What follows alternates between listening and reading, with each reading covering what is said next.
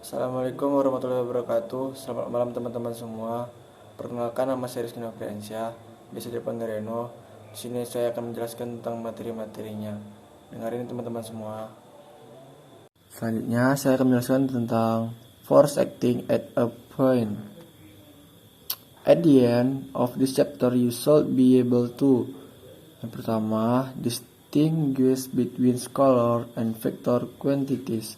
Define center of gravity of an object. Define equilibriums of an object. Understand two terms, coplanar and concurrent. Determine the resultant of two coplanar forces using the triangles of force methods. The parallelogram of force methods calculates the resultant of two coplanar forces using the cosine and sine rules. Resolution of force.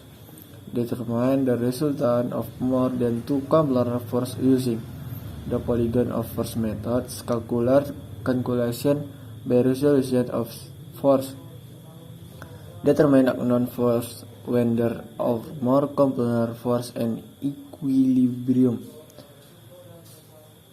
Scalar and vector quantities. 5.1 Quantities used in engineering and science can be divided into groups. Grup yang pertama, scalar quantities, have a size or magnitudes only and needs no other information to specify them to 10 cm 50 seconds and 7 liters and 3 kg are all example of scalar quantities.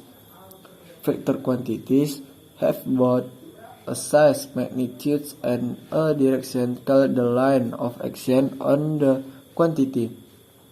A velocity of 50 km per horse is an acceleration of 981 meters per second squares vertically downwards and a force of 15 Newton at angle of 30 degrees are all examples of vector quantities. Center of gravity and equilibrium. 5.2 The center of gravity of an object is a point where the resultant gravitational force acting on the body may be taken to act.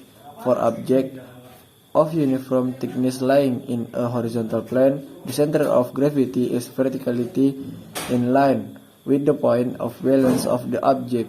For a thin uniform rod, the point of balance and heads the greens, the center of gravity is halfway along the rod. So ini ya contoh-contohnya teman-teman ya, gambarnya.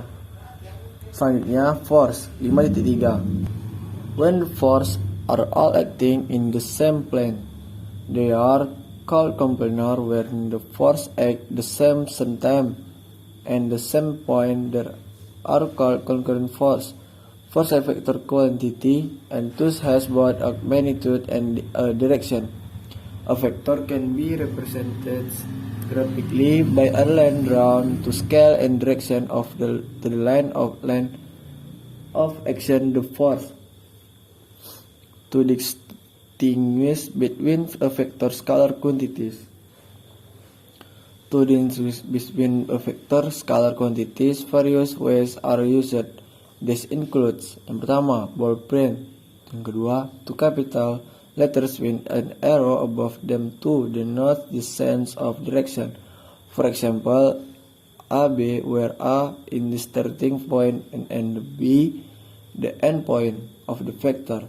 Yang ketiga, a line over the top of letters. For example, A, B, or A. Yang keempat, letter with an arrow above. For example, A, A. Yang kelima, underline letters. For example, A garis bawah. Yang keenam, XI plus JY, where I and G are at right angles to each other. For example, 3I plus 4G means 3 units in the I direction and 4 units in the G direction, as shown in figure 5.3. Ini ya gambarnya teman-teman ya. The resultant of two coplanar force. 5.4 For two forces acting at a point, there are the three possibilities. A.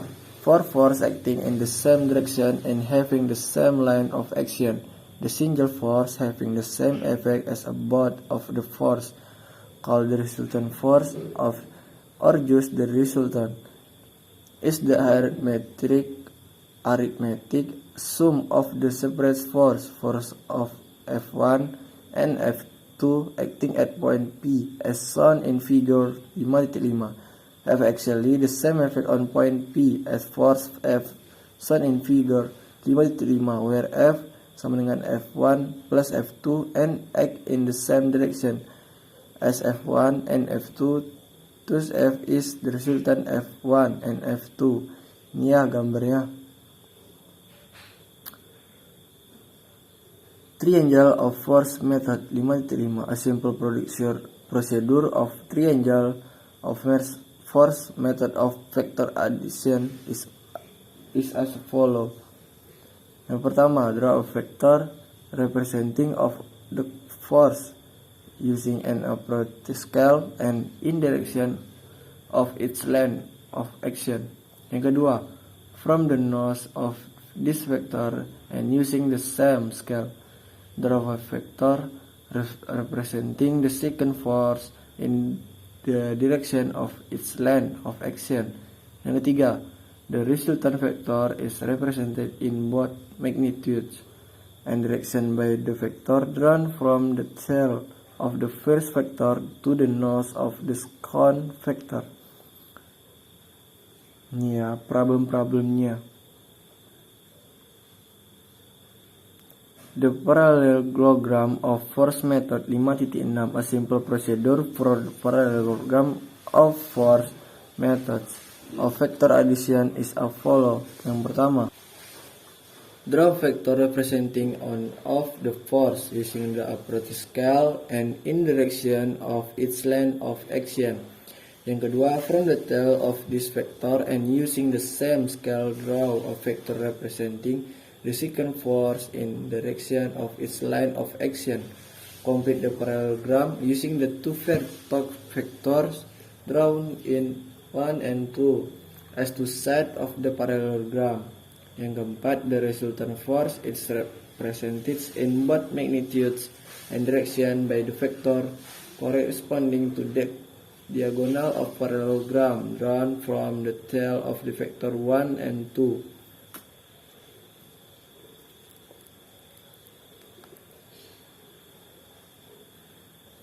Ya, ini ya contoh-contohnya, masalah-masalahnya juga. Ini contoh soalnya juga. Mungkin segini saja yang dapat saya sampaikan. Mohon maaf apabila ada kekurangan. Assalamualaikum warahmatullahi wabarakatuh. Dadah teman-teman semua.